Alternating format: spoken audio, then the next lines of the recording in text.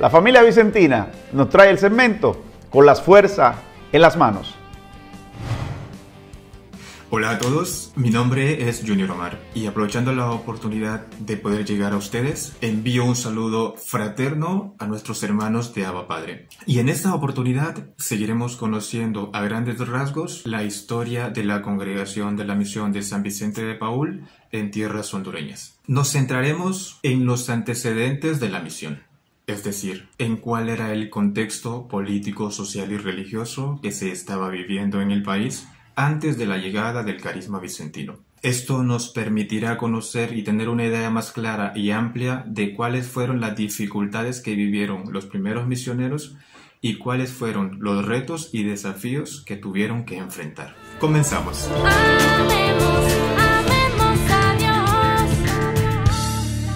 Nos situamos a principios del siglo XX, específicamente en 1910, que como dije en el vídeo anterior, fue el año en que llegaron los primeros misioneros de la Congregación de la Misión de la provincia canónica de Barcelona a la costa norte de Honduras. La Iglesia Católica en Honduras quedó desde la independencia del país en 1821 bastante mermada para su actuación y desenvolvimiento apostólico. La sede de Comayagua estaba vacante y así continuó durante 30 años, pues como se dice, su provisor, el vicario Irías, tuvo un enfrentamiento con el jefe de Estado, don Dionisio de Herrera, por divergencias personales.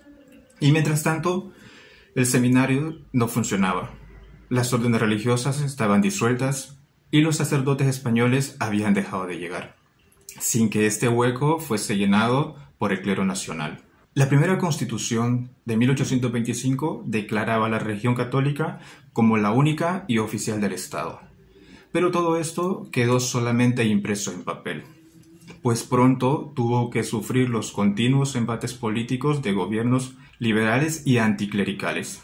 Parecía como si quisieran destruir todo el anterior sistema considerado como conservador de la Iglesia.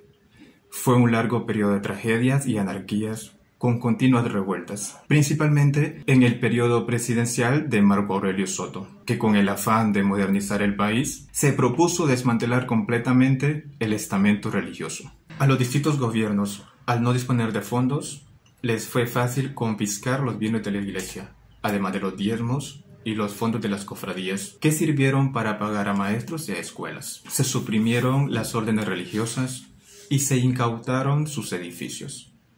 La Iglesia se ve desplazada de la educación y de la beneficencia pública. Reinaba el conformismo, pues no había una voz autorizada que denunciara los continuos atropellos que contra la Iglesia se llevaban a cabo. El que más sufrió estas consecuencias fue el pueblo sencillo y humilde, que vivirá una larga etapa sin la debida atención pastoral y sacramental. El pueblo, que de por sí ya tenía una declarada deficiencia en su fe y en su formación cristiana, padeció la falta de apoyo de guías espirituales que les enseñaran el Evangelio. El clero diocesano era escaso y apenas tenían la oportunidad de recibir una preparación adecuada para la ejecución de sus ejercicios ministeriales. A todo ello hay que añadir que no llegaban sacerdotes de otros países. Las brasas de la fe se removían con la visita esporádica de algún misionero, como el sacerdote Manuel de Jesús Subirana, un español llegado a Honduras en 1856 y que establece su sede en Yoro, y de ahí se dedica a recorrer aldeas y pueblos de la costa norte, administrando los sacramentos, promoviendo humana y sacramentalmente a la gente indígena.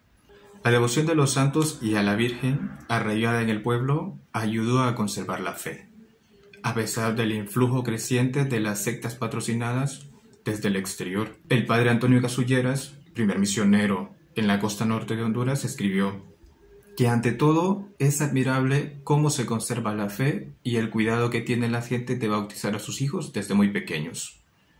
Sin sacerdotes y con leyes en contra, poco se podía esperar espiritualmente del pueblo. Ciertamente, la Iglesia Católica en Honduras parecía como un edificio sin paredes, desmantelada, siempre con gran necesidad de sacerdotes y que estos fueran ejemplares. En esta encrucijada se le presentaba a la Congregación de la Misión de San Vicente de Paúl y por diversas circunstancias la oportunidad de dar una respuesta adecuada al grave problema pastoral que estaba viviendo la Iglesia en Honduras.